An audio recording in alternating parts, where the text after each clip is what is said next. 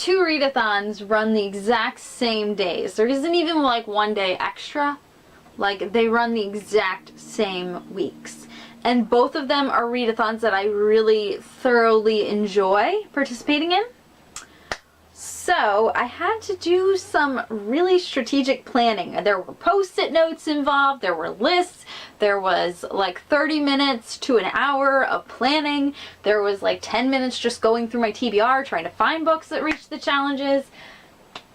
It was fun. But I think I finally have my TBR for both Alphabethon and Contemporaryathon. Both readathons I really thoroughly enjoy. So if you don't know what Alphabethon is a readathon that is centered around the alphabet. Every single month they pick a new the next letter in the alphabet, and we are at E, I believe, so you either have to pick books that have the title begins with E, or the author's first name or last name begins with E. There has to be an E somewhere on there, so that can be pretty tricky, and there are also extra challenges, like if you really want to challenge yourself, that I do really push myself to participate in, that also cover other things that have to do with the letter E. And if you don't know what Contemporaryathon is, it is a readathon centered around reading contemporary books. Anyway, without further ado, let's dive in. I'm just going to grab books and I'm just going to tell you what challenges they cover in each readathon. I think that's the best way. Yeah, I guess I should tell you the dates. Both these readathons run from the 12th to the 18th of February. So they are coming up and they run that whole week, the week of Valentine's Day. So the first book I would like to read is The Night Circus by Erin Morgenstern. This is on my TBR Closet Unhaul. If you haven't seen that yet, it should be up, or it should be coming soon. And this covers the challenge for Alphabethon of reading a book that is over 400 pages, and her first name is Erin, so it covers E. The next book that I would like to get to is Original Fake. This covers the challenge for Alphabethon of reading a book with 2 E's in the author's name. Now, here's where I'm kind of fudging it a little bit. So the author's name does not have any E's in it, but the art in this book does. It's by E. Arrow Johnson. So I'm really fudging it. But it's actually half graphic novel, half novel. Like it's got art graphic novel inside. So I am also counting this towards my challenge of reading a contemporary-ish graphic novel for Contemporaryathon, and I am covering it for the challenge of reading a book with pink on the cover. There is pink on this girl's tutu, her little dress tutu there. So I'm counting it. The next book I would like to get to is Everything I Never Told You by Celeste Ng.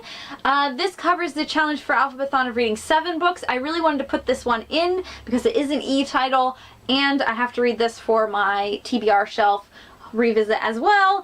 And it covers the challenge of reading a diverse book for Contemporaryathon, and it covers the challenge of a dark taboo read for Contemporaryathon as well. So the next one I would like to get to is Eleanor Park by Rainbow Rowell.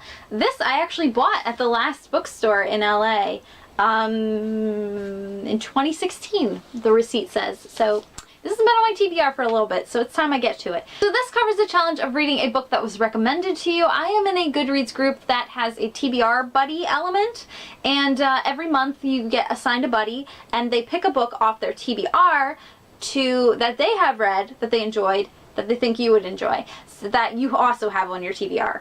Does that make sense? They pick a book off your TBR that they have already read. That's what I'm trying to say. So this was the book that was picked for me, and it just so happens to have an E in the name. Yes! And this is going to be my hyped read for Contemporaryathon as well, because I do believe this is really hyped. I haven't read any Rainbow Rowell at all. This will also be covering my challenge for Alphabethon of a V-Day romance. It also covers the challenge of reading a book with a main character that begins with E, because Eleanor. So, yeah. I'm counting it. So the next book that I would like to get to is Every Day by David Levithan. So this is my most recently hauled contemporary, or one of them. You guys know my hauls, they're stupid. So this will cover that challenge for Contemporaryathon, and it will cover the challenge for an E setting for Alphabethon. Now, I'm really stretching the E setting really bad. Like, I'm really stretching it. Because this takes place where I believe one of the main characters is like constantly someone else, someone new. And I think they're like from all over the world, right? Like it's just that person, he, she, it just wakes up in another body.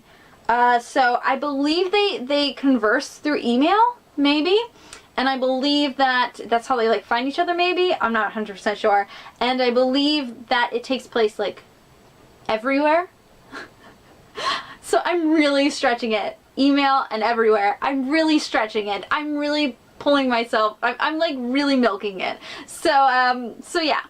But I'm going with it because I cannot find another E setting at all. I also have 2 more books for Alphabethon that I would like to get to, so I'm just going to throw them in there. And the first one is In the Body of the World by Eve Ensler. This is the author of the Vagina Monologues, and I believe this is a memoir.